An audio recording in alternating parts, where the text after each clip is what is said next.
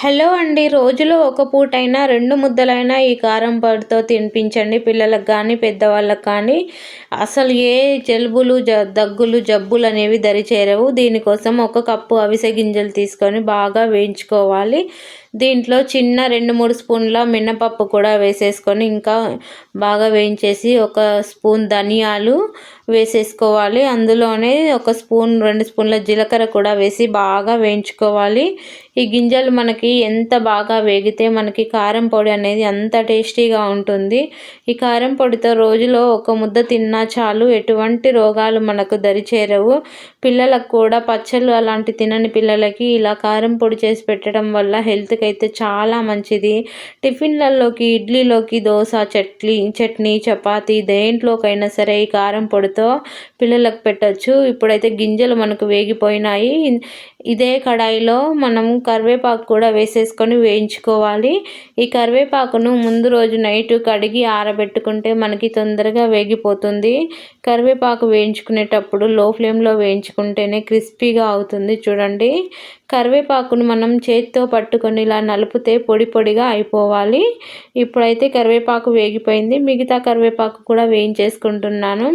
ఈ కరివేపాకు అంతా వేయించుకున్న తర్వాత ఒక ప్లేట్లో వేసేసుకొని చల్లార్చుకోవాలి. ఇప్పుడు అదే కడాయిలో కారానికి సరిపడే అన్ని ఎండుమిర్చి కూడా వేసుకోవాలి. ఎండుమిర్చి కూడా బాగా వేయించాలి. చూడండి, నేనైతే ఎక్కడ కూడా ఆయిల్ ఏమీ యూస్ చేయట్లేను.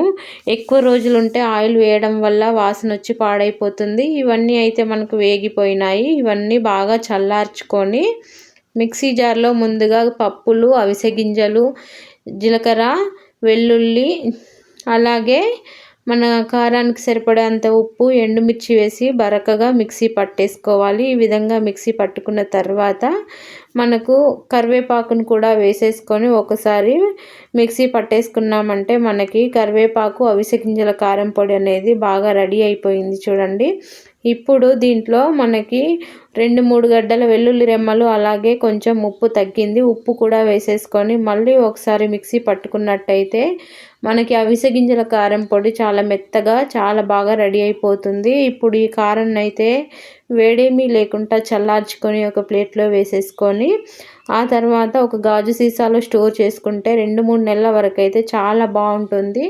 హెల్త్కి కూడా చాలా మంచిది. కరివేపాకు వాడుతున్నాం కాబట్టి జుట్టు పెరగటానికి కానీ, కళ్ళు బాగా ఊపిస్తాయి.